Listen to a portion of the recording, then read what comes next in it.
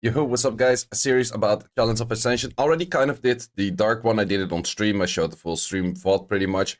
And that one is already on the channel. We'll link it below. For a lot of these videos, I am going to be linking towards Lucky Madman as well. The man already cleared pretty much everything, which is really insane. He definitely took his effort for that. So I will be referring to him for his videos, but also just his YouTube channel and his Twitch as well. I didn't fully record the stages from 10 till 13 on those, and I will use his video for those. I think up until 10, everything is super easy because you don't have the extra rules yet, so I'm not going to be mentioning those.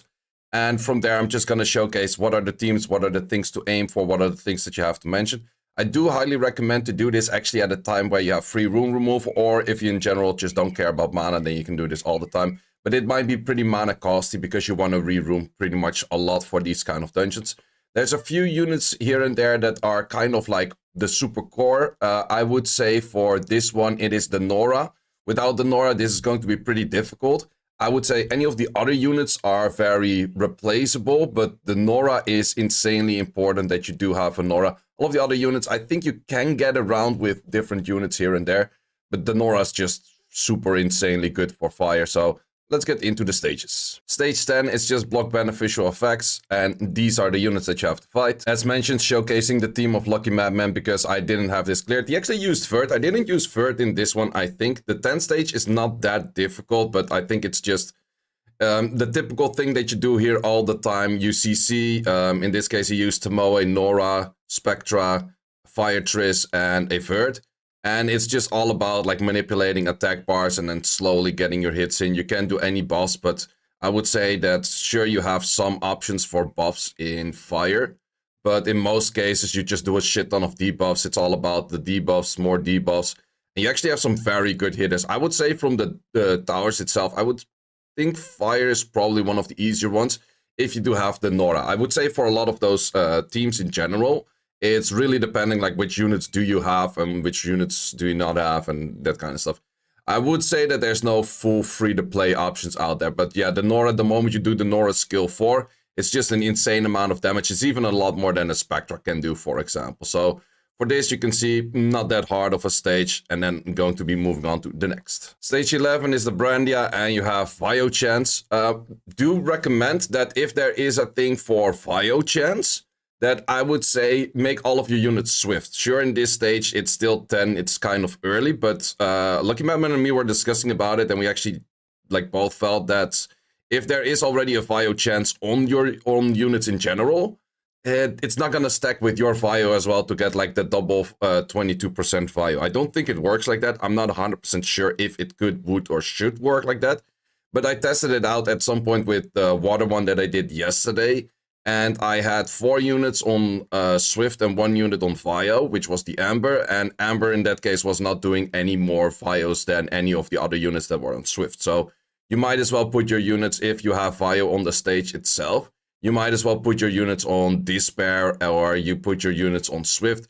Especially Despair in a lot of those stages where you have to hit on water units, especially with stunts. In this case, aerials. If the aerials take a turn and they cleanse everything, you have like that. So it's pretty hard to get rid of. And for that reason, yeah, the stunts do help out a lot. Sure, in this case, they could Vio proc. That's also the big thing with all of these stages is that at some point it's more about getting the right RNG moment in rather than using the most optimal team. Sure, the most optimal team is going to help you out and stuff. But it's a lot about, okay, just getting a right RNG moment in, trying to work around, play the numbers game. If you try this many times, at some point you're going to get like a good RNG rotation. And with that good RNG rotation, you at some point will get there. And the good thing about Fire is there's a lot of pushback mechanics. He used the... what's it called? The Devil Maiden. I don't think the Devil Maiden does here any more than a Rika would have done, for example. I think a Rika would have done similar or better. I think I would actually say that the Nora would have done better in that position as well. So in this case, we have a stage that is immune to attack bar increasing and decreasing effect. Could be a little bit more tricky because you can push back with the Tomoe, you can push back with the Fire Triss. So in that case, there's a few other units that you can use. It's mainly still about Despair stunning them, providing all of the dots, providing the provoke. The provoke is really important. You have a few stages, as is this one, where you need a Thessarion and then a Thessarion Oblivion and then spreading it. I don't exactly remember which one. It's the Tetras. Yeah, for the Tetras, you definitely need to land these Oblivions and then hope that you spread the Oblivion. If you don't spread the Oblivion, stage could be a little bit more annoying, but yeah, it's just, once again, numbers game. Keep trying to get like a good rotation on the Oblivions and then just try to go from there. That's the main thing about this stage.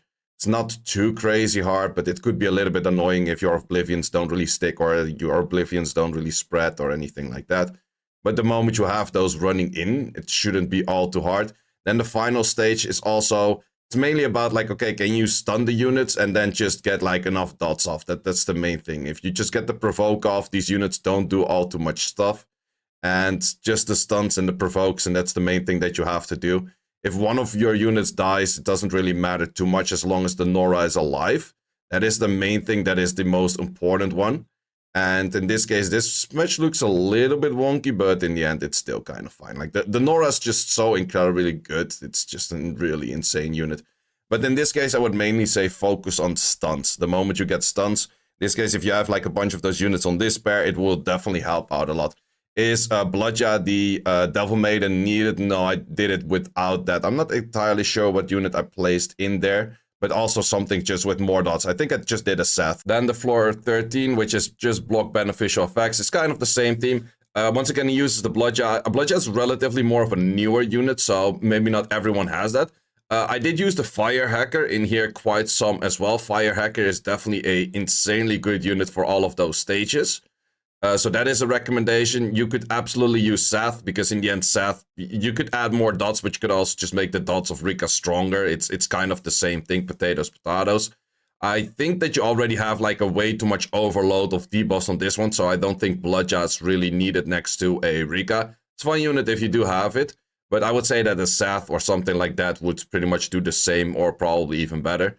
In this case, you do have the Chows. You could say for, okay, I'm gonna try to Oblivion the Chows. I think it's probably the best way to try to Oblivion Chows, but you could also just go for a route where you just put that many dots on them or that many debuffs that you can get away with that. And from there, it's just pretty easy clearing the boss. This is one of those easier stages. Nothing too much can go wrong here.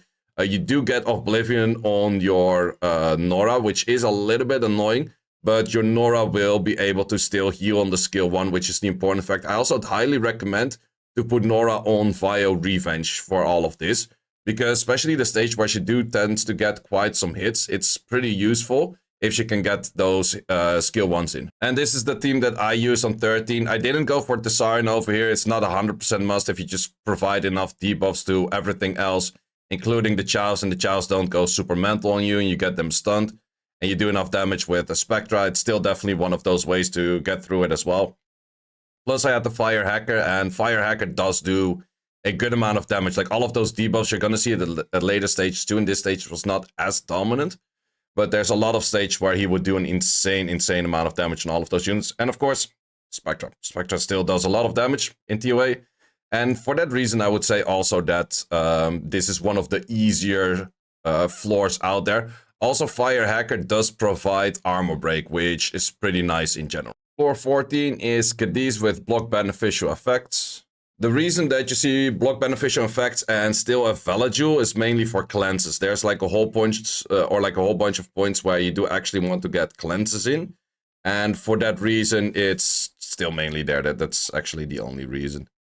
So yeah, and in this case, you can do the pushbacks. Pushbacks are always nice. Triss is a very good unit for pushbacks. If you couldn't do Triss, I would probably say go for the, Go for Tomoe. You have to keep in mind that these Joltons do give you their reflect thing. So if you do crit them, like preferably you go for like 0 crit rate on all of your units here. Or they might kind of die. Since this is somewhat of the earlier stage, you can kind of get away with it if you don't fully go for it, but it can get kind of tricky. Like my Nora nearly died there. A recovery skill 1 on the Nora is very important. That's parts that definitely do help out quite a bit.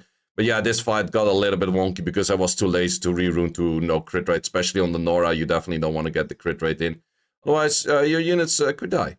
So then we have this stage. This stage was a little bit of a wonky fight for me personally. I was just aiming for doing as much damage as possible, and then just trying to make it work from there. I did have like the first cleanse rotation in, which was the important one.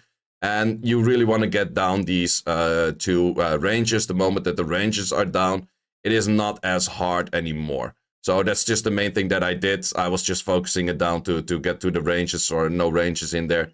And then from there, everything was kind of that. You can start pushing back, you can start provoking, and Cadiz by itself doesn't do as much. But it can be pretty annoying if the ranges are still up and you can't really stun them because of the Zinnesex. Floor 15 is one of the more annoying ones. We have the harmful effects are just one turn and you have additional turns. So that's definitely a little bit more of an annoying stage. And you do have Varamosses and also Molongs later on. So those are a little bit more annoying. So I used Fire Hacker and Seth in this one, and that combination is insanely strong because look at the monkeys. They all just disappear. So I would definitely say Fire Hacker insanely strong for this. Sure, you can have some other units out there that would do a good job as well, because not everyone is going to have the Fire Hacker, of course. But in this case, I went just as YOLO as possible for adding in as many debuffs as possible, trying to get as many stuns as possible. And with that, it was just the way to go for me personally. You do have Vio built in here already, so if you really struggle on this stage, you could make your whole team on Despair and your whole team on Swift, because that would help out a lot, because the moment that the Varamosses are stunned, they're not going to do as much. But I would definitely say that Seth and Hacker are insanely good here, because this is actually what people claimed one of the harder stages from Fire. And this was just super easy because of the Hacker. If you don't have the Hacker, well, you have to work with some other things. But I would recommend just to bring as much debuffs as possible and try to kill everything as fast as possible. And I would definitely say Despair sets help out a lot, so you don't get the Varamos to be stunned. But pushbacks and all of that kind of good stuff definitely will help you out.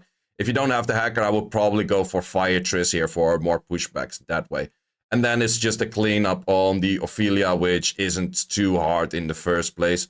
It just takes a little bit of time. I was actually pretty happy about the Hacker in this position, because the Hacker does have pretty good strips and it can help a little bit. You do have the turns on the top right, but in this case it didn't even get close to that. I had some matches that got a lot closer to the amount of turns that I could be taken. But in this case, this was definitely not that difficult of a stage for me, because this one I actually cleared in the first try.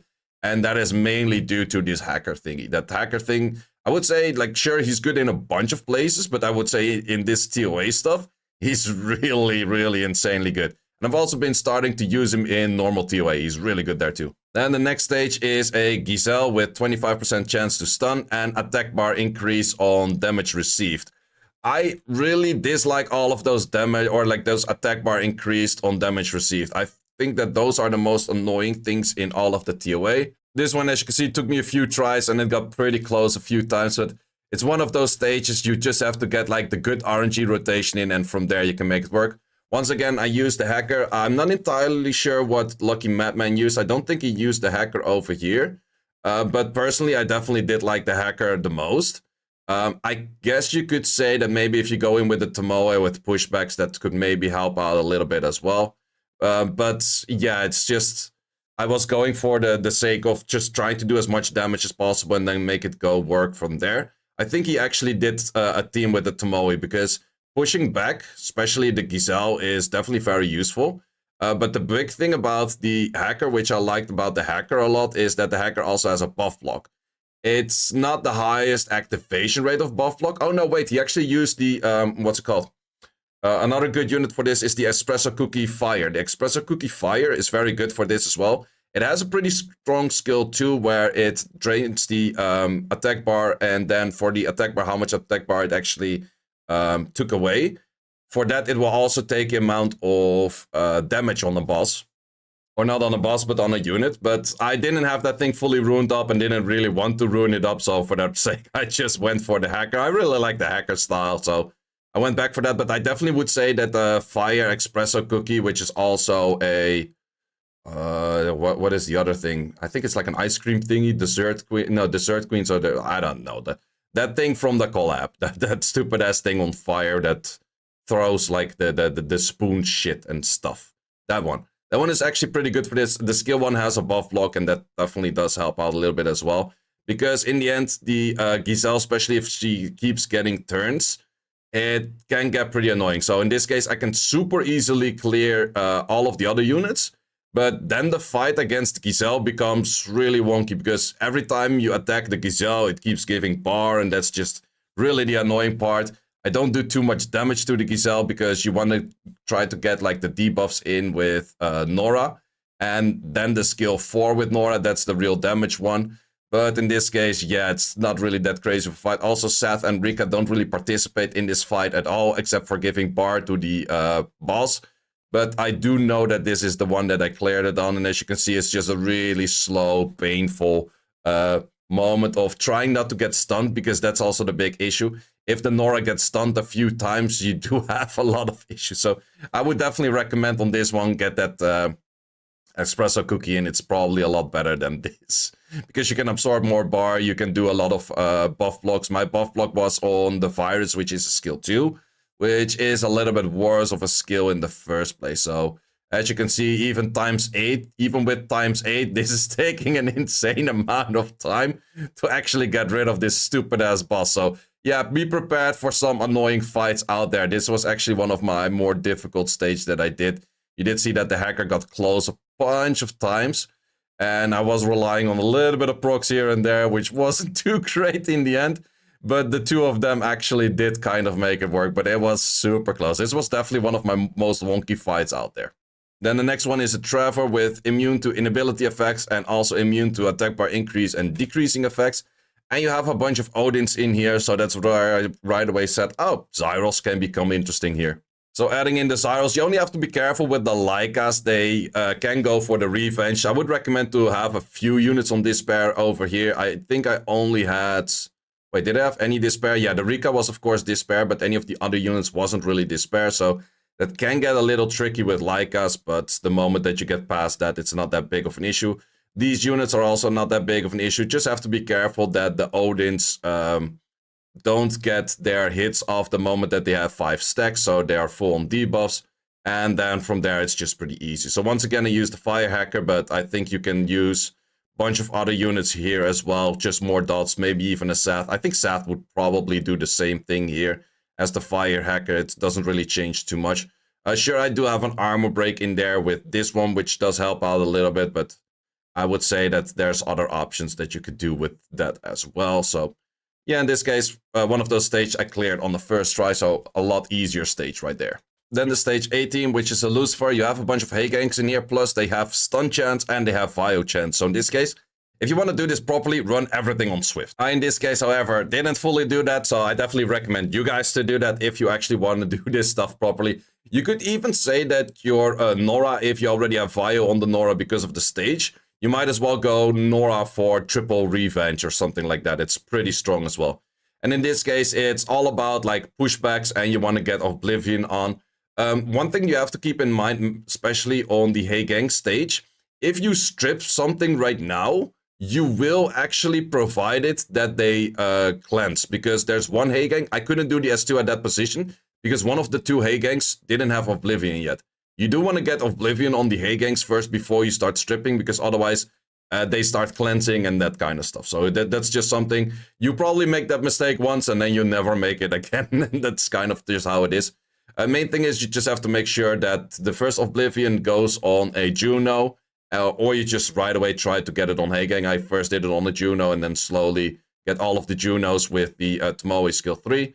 And then you had this stage. So in this case, you mainly want to provide as many debuffs as possible, pushbacks as possible, Oblivion on all of the units if possible, and then just start focusing on the demon. You don't want to do anything else than just focus the demon and just control the other two. That's just the main thing it is to it. It can it could get to a pretty wonky fight. In this case, I didn't get a provoke on the demon, and then the skill 2 nearly wiped my team. So you definitely have to be careful with that. But this is not that hard of a fight, I would say.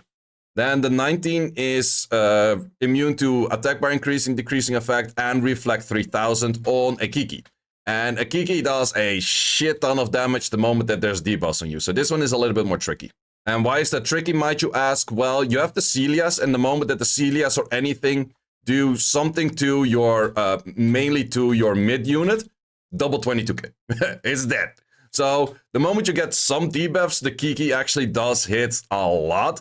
So the only thing that you have to happen is kind of bet on resistance, or that you land all of your provokes with the Nora. And then from there, you just make sure that, or you just have to hope that your unit, the Nora still has all of the buffs in. And from there, the Kiki doesn't do as much. Stage itself is not that difficult. I used the Rika here, I used the Valajul here. I did also see a Gildy. If you don't happen to have a Valajul, or you don't happen to have a Valajul skilled, you could also use the Fire Sapsare here. It's a little bit worse, but it's also a form of immunity. You are going to need 2 forms of immunity in this, because if you just have 1 immunity, you're pretty much bound to get screwed over by the Kiki at some point.